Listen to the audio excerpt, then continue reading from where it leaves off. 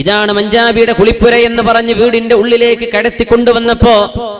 നിങ്ങൾ ഉദ്ദേശിക്കുന്ന വ്യഭിചാരം ഒന്ന് ആവേശത്തിൽ തന്നെ ആയിക്കോട്ടെ, നിങ്ങൾ മദ്യം കൊണ്ടുവാ എന്ന് പറഞ്ഞ് മദ്യം കൊണ്ടുവരാൻ അയാളെ പറഞ്ഞയച്ച മാത്രയിൽ തടി രക്ഷപ്പെടുത്തിയ ആ പെണ്ണ് ഇങ്ങനെ പാടിക്കൊടുക്കുകയാണ്, എന്തടോ എന്ത് മണ്ടത്തരം ചെയ്തു,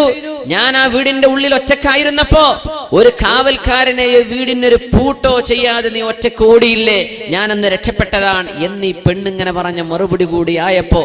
ആകെ ഭ്രാന്ത് പിടിച്ച് ജീവിതകാലം മുഴുവനും ഈ പ്രേമകാവ്യം പാടി നടന്ന ആളാണ്. മരിക്കുന്ന സമയത്ത്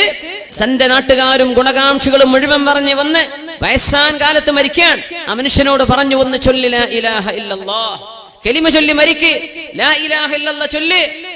ഈ പാട്ടുപാടി ജീവിതകാലം പാട്ടുപാടിക്കൊണ്ട് നടക്കുന്നവർ ഓർത്തു നോക്കണം, സിനിമാ പാട്ടുകളോ അല്ലാത്ത പാട്ടുകളോ അള്ളാഹുലേക്ക് വഴി നടത്താത്ത ഏത് കാര്യങ്ങളും ചെവിയിൽ നിരന്തരം കേട്ടുകൊണ്ടിരിക്കുന്നവർ, പാട്ടുകൾ സ്ഥിരം മൂളിപ്പാട്ടുകളായി സിനിമാ പാട്ട് പാടി നടക്കുന്ന